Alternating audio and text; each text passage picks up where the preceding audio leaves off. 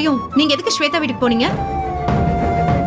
மகாதேவ் ஸ்வேதா வீட்டுல தான் இருக்கான்னு சொன்னதும் எங்களுக்கு மனசு தாங்கலம்மா. அதுக்காக அங்க போய் சண்டை போட்டுட்டு வருவீங்களா? அதுக்குள்ள போன் பண்ணி சொல்லிட்டாளா?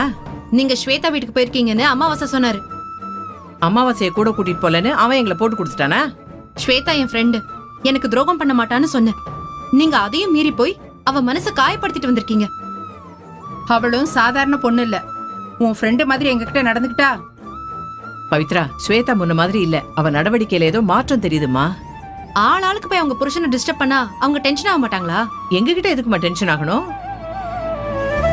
பவித்ரா, நமக்கு தெரியாம ஸ்வேதா ஏதோ தப்பு பண்றா. அவங்க தப்பு பண்ணா அவங்க அனுபவிச்சுட்டு போட்டோம். நாமே அவங்கள தொலை பண்ணணும்? பவித்ரா, நாம கோவில பார்த்தது மகாதேவ் தானே? ஆமா, அதுல எந்த சந்தேகமும் இல்லையே. கோவில பார்த்த அதே ஆளுதான் நான் ஸ்வேதா வீட்லயும் பார்த்தேன். அது எப்படிமா அவ்வளவு உறுதியா சொல்றீங்க? என் பேருன்னு எனக்கு தெரியாதா? அவனை தூக்கி வளர்த்தவன் நான். அவன் அவங்க அம்மா கிட்ட இருந்ததை விட என்கிட்ட தான் அதிகமா வளர்ந்தான். நான் ஸ்வேதா கிட்ட பேசி சாரி கேக்குறேன். எதுக்கு அதெல்லாம்? நாங்க என்ன அப்படி தப்பு பண்ணோம்? இங்க பாருமா, எங்களை குற்றவாளி ஆக்குறதா உன் விருப்பம்னா தாராளமா செய்யுமா. உங்களை குற்றவாளின்னு நான் சொல்ல வரல. உங்களால ஸ்வேதா மனசு சங்கடப்பட்டு இருந்தா அதுக்கு சாரி கேட்க போறேன்.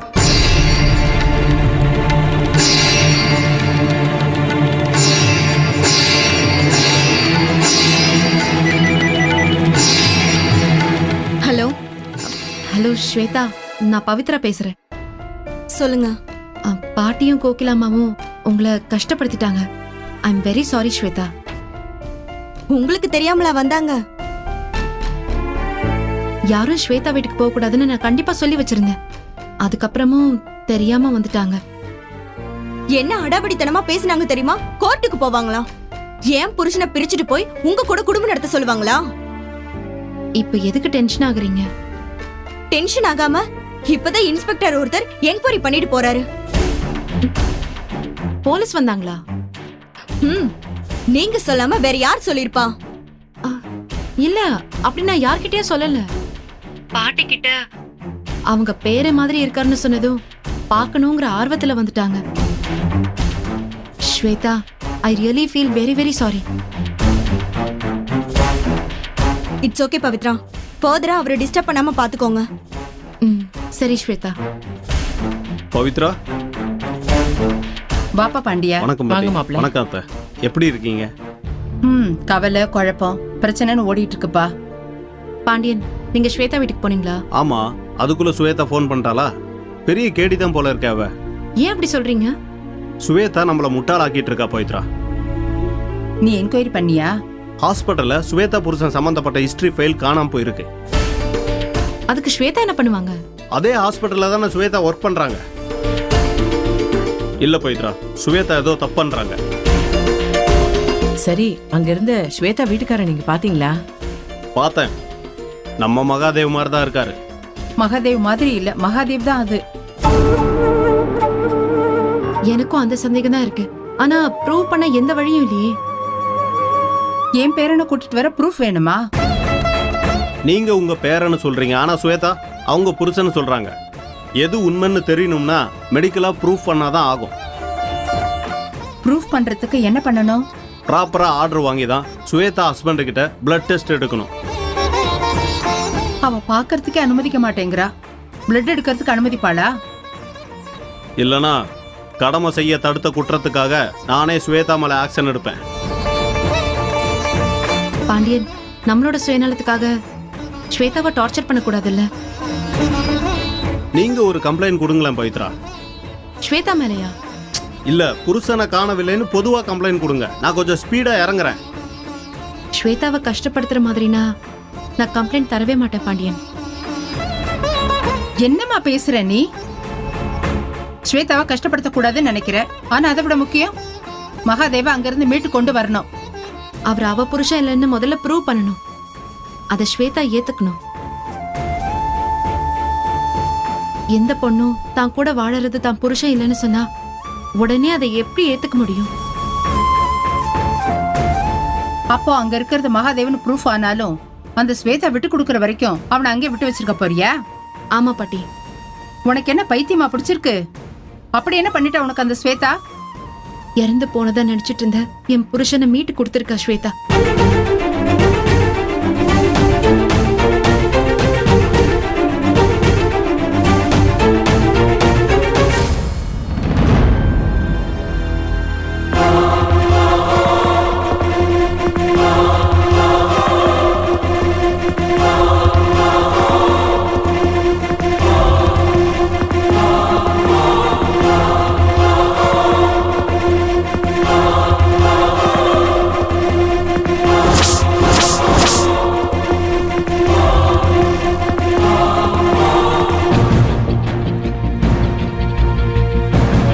என்ன சார், என்ன நிம்மதியாவே இருக்க விட மாட்டீங்களா?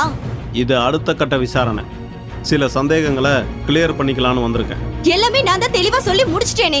இனிமேல் உங்ககிட்ட சொல்றதுக்கு என்கிட்ட எதுவுமே இல்ல சார். நான் கேட்க சொன்னா போதும் மேடம். என்கிட்ட கேக்குறதுக்கு இனி என்ன இருக்கு சார்? நான் என்ன தீவிரவாதியா? சும்மா வந்து என்கொயரி பண்ணிட்டு இருக்கீங்க. என் வேலையை என்கொயரி, அரெஸ்ட், ரிமாண்ட் பண்றது தான் மேடம். கோச்சிக்காம ஒத்துழைப்பு கொடுங்க. என்ன விஷயமா வந்திருக்கீங்க? உங்க ஹஸ்பண்ட் கிட்ட சாரி, தூங்கிட்டு இருக்காரு. நான் இப்ப சொல்லல. அவர் தூங்கி எழுந்ததும் எனக்கு இன்ஃபார்ம் பண்ணுங்க. அவரை கூட்டிட்டு போய் ஹாஸ்பிடல்ல அட்மிட் பண்ண போறீங்களா? ஹாஸ்பிட்டலுக்கு போற வழியில இருக்கிற லேப்ல அட்மிட் பண்ணி அவருக்கு பிளட் டெஸ்ட் எடுக்கணும். அவருடைய பிளட் குரூப் என்னன்னு பார்க்கணும். இவ்வளவுதானே? அவரோட பிளட். சாரி மேடம், எனக்கு லேப்ல தர ரிப்போர்ட் தான் வேணும். நீங்க வாய் மூலியமா சொல்றதெல்லாம் வேலைக்கு ஆகாது. அவரை வீட்டை விட்டு வெளியில அனுப்ப முடியாது சார். லேப் டெக்னீஷியனா இங்க வர சொல்லிடுறேன். அவரோட பிளட் எடுத்து நீங்க என்ன பண்ண போறீங்க? பொரியல் பண்ணி சாப்பிட போறேன். இப்பதான் நான் சொன்னேன் பிளட் குரூப்பை செக் பண்ணணும்னு. சாரி சார், நீங்க வேணும்னே என்ன டார்ச்சர் பண்ற மாதிரி தெரியுது. நான் வந்தது உங்களுக்கு அதிர்ச்சியா தான் இருக்கும். அதுக்காக சாந்தமான முறையில என்கொயரி பண்ணா உங்களுக்கு டார்ச்சரா தெரியுதா? சாந்தமான முறையில நீங்க என்கொயரி பண்ணல சார். என்ன மிரட்டுற மாதிரி, செய்யாத தப்ப ஒத்துக்க வைக்கிற மாதிரி என்ன மிரட்டுறீங்க. இது அப்பட்டமான மனித உரிமை மீறல். நீங்களும் சொல்லிட்டீங்களா? போலீஸ்காரன் தான் கடமையை செஞ்சா கூட அது அப்பட்டமான மனித உரிமை மீறலா? நான் இப்பவே பெட்டிஷன் போடுறேன். மனித உரிமை ஆணையத்துக்கு மரியாதையை கொடுப்போம் மேடம். ஆனா பயப்பட மாட்டோம். நேர்மையா வேலை செய்யறவன் எவனுக்கும் பயப்பட மாட்டான். யாரோ தூண்டி விட்டுதான் நீங்க என்கொயரிக்கு வந்த மாதிரி தெரியுது. மத்தவங்க தூண்டி விடுற அளவுக்கு பாண்டிய ஒண்ணு முட்டாள் இல்ல. நீங்க என் ஒரே ஒரு கேள்விக்கு பதில் சொல்லியே ஆகணும். கேளுங்க. ஹாஸ்பிட்டல்ல உங்க ஹஸ்பண்ட் சம்பந்தப்பட்ட கேஸ் ஃபைலுங்க. ஏற்கனவே சொன்ன பதில் தான் சார். எனக்கு தெரியாது. பெட்ரூம்ல படுத்து இருக்கிறது யாரு? ஏற்கனவே சொன்ன பதில் தான் சார். என் ஹஸ்பண்ட் ஸ்டீபன் ராஜ் தான். இல்ல, பவித்ராவுடைய ஹஸ்பண்ட். எனக்கு தெரியும். அவ தூண்டி விட்டு தானே நீங்க இங்க வந்திருக்கீங்க. மகாதேவுடைய கேஸ ரொம்ப நாளா விசாரிக்கிற விசாரணை அதிகாரி நான் தான். உங்ககிட்ட இருக்கிற ஒரு மகாதேவ் இல்லைன்னு என்னால ப்ரூவ் பண்ண முடியும். எப்படி? உன் புருஷன்னு சொல்ல போறவருடைய முதுகுல மேல் பக்கம் துப்பாக்கி குண்டு பாஞ்ச தழும்பு இருக்கும். தழும்பு இருக்கா இல்லையா? ஆமா இருக்கு. என்கிட்ட இருக்கிறவரு மகாதேவன் தான். ஆனா அவர் என்ன விட்டு போக விடவே மாட்டேன். இன்னொருத்தன் புருஷனை நீ எப்படி உரிமை கொண்டாட முடியும்? அவரை எழுப்பி கேட்டா கூட நான் தான் அவரோட மனைவின்னு சொல்லுவாரு. நீ மகாதேவ் கூட தான் வாழ்றன்னு எனக்கு நல்லா தெரியும். அதனாலதான் அரெஸ்ட் வாரண்டோட வந்திருக்கேன்.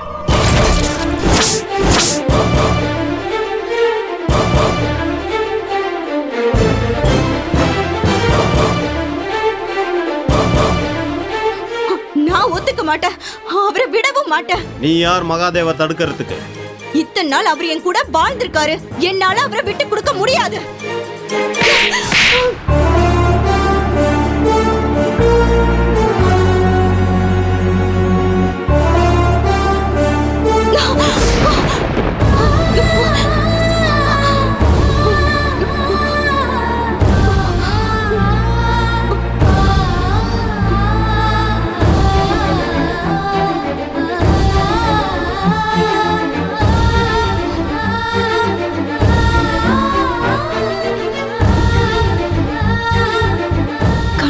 போலீஸ் தான் வருது. இப்படியே எத்தனை நாளைக்கு தான் போராடுறது? சீக்கிரமா ஒரு முடிவை எடுத்தே ஆகணும்.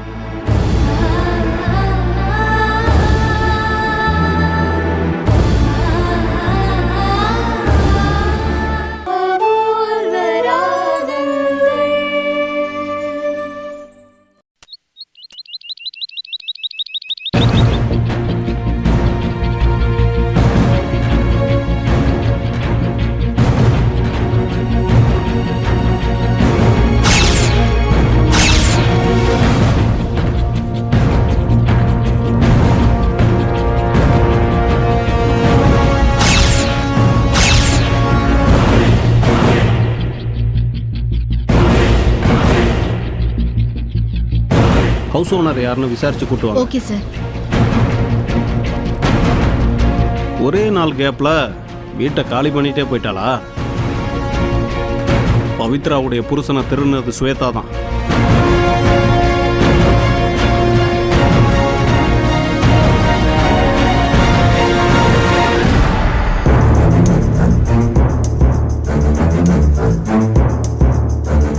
நம்ம சந்தேகப்பட்டது சரியா போச்சு. ஸ்வேதா வீட்டை காலி பண்ணிட்டு அப்ஸ்காண்ட் ஆயிட்டா. இந்தியாவில் எந்த மூலையில் இருந்தாலும் மூட்டை கட்டி தூக்கிட்டு வந்துட மாட்டோமா? சரி, நான் திரும்ப கூப்பிட்றேன். வணக்கம் சார். நீங்கள் தான் வீட்டு ஓனரா? ஆமாம் சார். சார், டாக்டர் அம்மா எதுவும் தப்பு பண்ணிட்டாங்களா? அதெல்லாம் உங்களுக்கு எதுக்கு? சரி, எப்போ காலி பண்ணாங்க? நேற்று நைட்டு திடீர்னு வந்து இப்போவே வீடை காலி பண்ணிக்கிறோம்னு சொன்னாங்க சார். என்ன காரணம் சொன்னாங்க? டாக்டர் அம்மா வீட்டில் இல்லாத போது மாதவிங்கிற ஒரு லேடி வந்து அவங்க புருஷனை கொலை பண்ண பார்த்தாங்களாம் சார். மாதவியா? ஆமாம் சார். அவ எதுக்கு கொலை பண்ண வந்தா? அது அவங்க குடும்ப பிரச்சனையா இருக்கும் சார். பொம்பளை சவகாச பிரச்சனையோ என்னவோ. ஓஹோ, உடனே ஃபோன் பண்ணி போலீஸ் ஸ்டேஷனில் கம்ப்ளைண்ட் பண்ணலாமே. நானும் அதை தான் சார் சொன்னேன். மாதவிங்கிறவங்க செல்வாக்கான பொம்பளையாம். அதனால போலீஸை கூப்பிட்டா மாதவியை எதுவும் செய்ய முடியாதான் சார். ஓஹோ, இப்படி ஒரு கதையை உங்ககிட்ட சொல்லிட்டு வீட்டை காலி பண்ணிட்டாளா? வீட்டை வேணான்னு சொல்றப்போ போயிட்டு வாங்கன்னு தானே சார் சொல்ல முடியும். சார், அவங்க கொடுத்த அட்வான்ஸ் இன்னும் என்கிட்ட தான் சார் இருக்கு. அப்படியா? அட்வான்ஸ் வாங்க வரப்போ எனக்கு இன்ஃபார்ம் பண்ணுறீங்களா? கண்டிப்பா சொல்றேன் சார். ஏன் சார்? எதுக்காக ஸ்வேதாவை தேடி வந்தீங்கன்னு கேட்க வரீங்களா? ஆமாம் சார், ஆமாம். இன்னொருத்தி புருஷனை கூட்டு ஓடி வந்துட்டா. அடக்கன்றவிய டாக்டர் வேலை பார்க்குறாங்க, டீசெண்டாக இருப்பாங்கன்னு பார்த்தா இவ்வளோ கேவலமாக இருக்காங்க. அட்வான்ஸ் வாங்க வரட்டும், போலீஸில் பிடிச்சி கொடுக்குறேன்.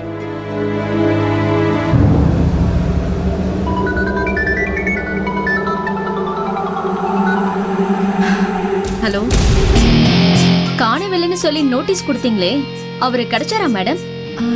இன்னும் கிடைக்கலங்க. நீங்க பாத்தீங்களா? அவரு கார் ஆக்சிடென்ட்ல செத்து போயிட்டாராமே. செத்து போனவரை எப்படி மேடம் கண்டுபிடிக்கிறது? எக்ஸ்கியூஸ் மீ, அவர் உயிரோட தான் இருக்காரு. அவர் மேல கார் ஏத்தி கொன்னதா ஒரு பொண்ணு கூட அரெஸ்ட் பண்ணிட்டாங்களாமே. அதெல்லாம் பழைய விஷயம். அவ வேற யாரையோ ஏத்தி கொன்னு இருக்கா. என்னோட ஹஸ்பண்ட் உயிரோட தான் இருக்காரு. அவர் உயிரோட இருக்காருன்னு கண்டுபிடிச்ச நீங்க இன்னொரு விஷயத்த கண்டுபிடிக்காம விட்டுட்டீங்களே. என்ன விஷயம்? நாளைக்கு ஸ்வேதாக்கும் உங்க புருஷனுக்கும் கல்யாணம். முறைப்படி தாலி கட்டி புருஷன் பொண்டாட்டி ஆக போறாங்க. ஹலோ ஹலோ, நீங்க யாருங்க பேசுறீங்க? மாதவி.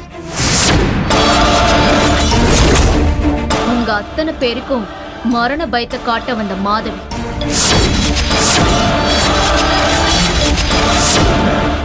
என்ன பேரை கேட்ட உடனே பேச்சே காணோம். உயிரோட இருக்கியா? உன்னோட பொய் பேச்செல்லாம் நம்புறதுக்கு நான் ஒன்னும் முட்டாள் இல்ல. இப்ப வரைக்கும் நீ அதிபுத்திசாலிதான். ஆனா கல்யாணம் முடிஞ்சதும் நீ புருஷனை பறி கொடுத்த முட்டாள் மனைவி. அவர் 1000 கல்யாணம் பண்ணாலும் சட்டப்படி கல்யாணம் பண்ண நான் தான் அவரோட சட்டப்படியான மனைவி. அது எனக்கும் தெரியும் பவித்ரா.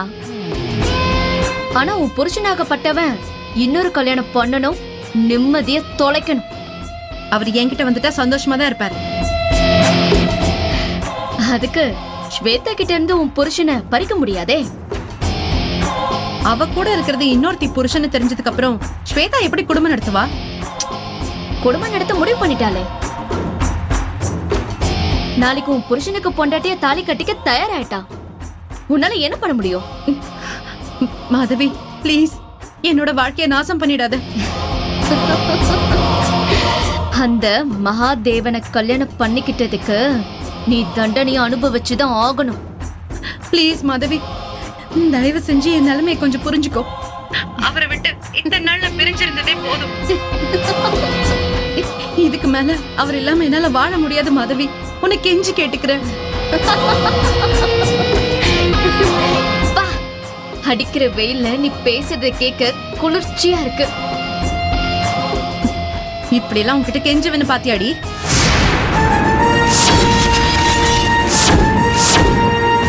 பவித்திரமான இந்த பவித்ரா கேடு கிட்ட உன்கிட்ட எல்லாம் கெஞ்சுவேன்னு பாத்தியா? உயிரை கொடுத்தாவது என் புருஷனை நான் மீட் பண்ணி. உன் உயிரை வேணா கொடுப்ப, ஆனா மீட்க முடியாது. ஏன் தெரியுமா? சொல்லு. ஸ்வேதா இப்போ என்னோட கஸ்டடியில இருக்கா. ஏற்கனவே இருந்த வீட்டை காலி பண்ண வச்சுட்டு இப்ப அவளை ஏன் கண்ட்ரோலுக்கு கொண்டு வந்துட்டேன். மாதவி, இப்ப வரைக்கும் நீ என்ன ஜெயிச்சதே இல்ல, இனிமேலும் நீ என்ன ஜெயிக்க போறதே இல்ல. ஒத்துக்கிறேன்,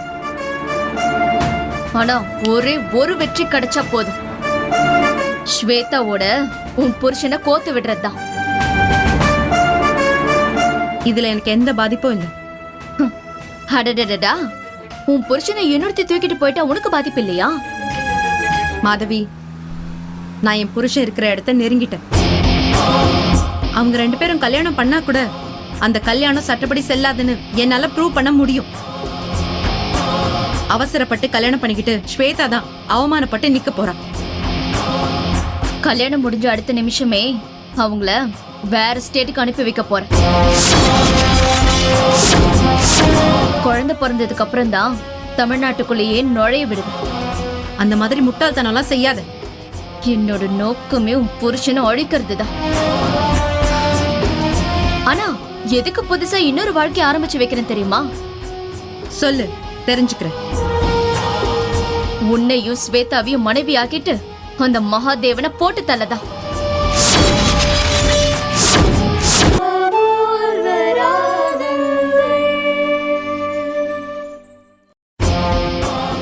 உன்னையும் ஸ்வேதாவையும் மனைவி ஆக்கிட்டு அந்த மகாதேவனை போட்டு தள்ளதான். அவனை நம்பி வாழ வந்த உங்க 2 பேரோட வாழ்க்கையும் நாசமா போகணும். போதும், வாய மூடு. கல்யாணத்தை நடத்த விட்டாதானே நீ நினைச்சதெல்லாம் பலிக்கும். இந்த தடவை மாதவியோட டார்கெட் மிஸ் ஆகாது பவித்ரா. கடவுள் என் பக்கம் இருக்காரு, என் புருஷன் எனக்கு கிடைப்பாரு. கடவுள் உன் பக்கம் இருக்கலாம், ஆனா ஸ்வேதாவும் மகாதேவனும் என் பக்கம் இருக்காங்களே. கல்யாணம் நடக்க போறது கன்ஃபார்ம். நீ நம்புற கடவுளே இதை நடத்தி வைக்க தான் போறாரு. கல்யாணத்துக்கு முழு ஏற்பாடும் நான் தான் பண்ணிக்கிட்டு இருக்கேன். உனக்கு தைரியம் இருந்தா எந்த கோவில்ல கல்யாணம்னு சொல்லு பார்க்கலாம். கல்யாணம் முடிஞ்சதும் சொல்றேன். But first night hotel honeymoon பேலஸ்ல நடக்க போகுது.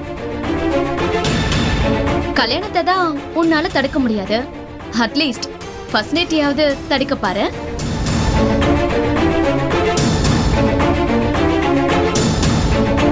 இவ சொல்றது உண்மையா இருக்குமோ? எதுக்கும் பாண்டியன் கிட்ட இதெல்லாம் சொல்லிடலாம்.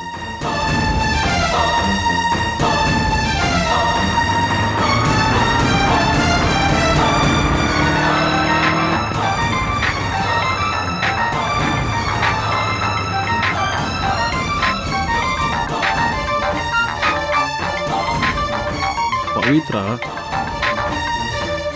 ஹலோ. பவித்ரா, நானே உங்களுக்கு ஃபோன் பண்ணணும்னு நினச்சேன். அதெல்லாம் விடுங்க பாண்டியன். இப்ப நீங்க எங்க இருக்கீங்க? நான் இங்கே நடேசன் பார்க் பக்கத்தில் இருக்கேன். சரி, நானும் அந்த பார்க் பக்கம் தான் வந்துட்டு இருக்கேன். நீங்க அங்கே இருங்க, நான் வந்துடுறேன் பாண்டியன். சரி, வாங்க, பாய்.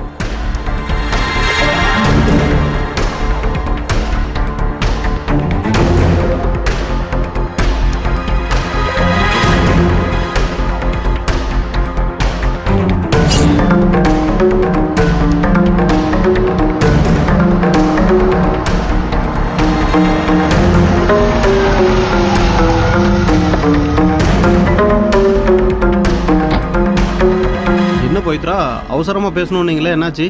பாண்டியன், ஒரு முக்கியமான விஷயம். அதுக்கு முன்னாடி ஸ்வேதா விஷயம் என்னாச்சு? ஸ்வேதா ஒரு ஒயிட் காலர் கிரிமினல் பவித்ரா. இப்ப கூட என்னால அவளை தப்பாவே சொல்ல முடியல பாண்டியன். நான் ஃபர்ஸ்ட் டைம் என்கொயரிக்கு போகும்போது திமிரா தான் பதில் சொன்னான். 2வது வாட்டி போகும்போது வீட்டையே காலி பண்ணிட்டு போயிட்டா. வீட்டை காலி பண்ணிட்டாங்களா? எங்க போயிருப்பாங்க? தேடணும் பவித்ரா. பாண்டியன், நாளைக்குள்ள அவங்களை எப்படியாவது தேடி கண்டுபிடிச்சே ஆகணும். ஏன், என்னாச்சு? மாதவி எனக்கு ஃபோன் பண்ணா. மாதவியா? என்ன சொன்னா? நாளைக்கு உன் புருஷனுக்கும் ஸ்வேதாவுக்கும் கல்யாணம்னு சொன்ன.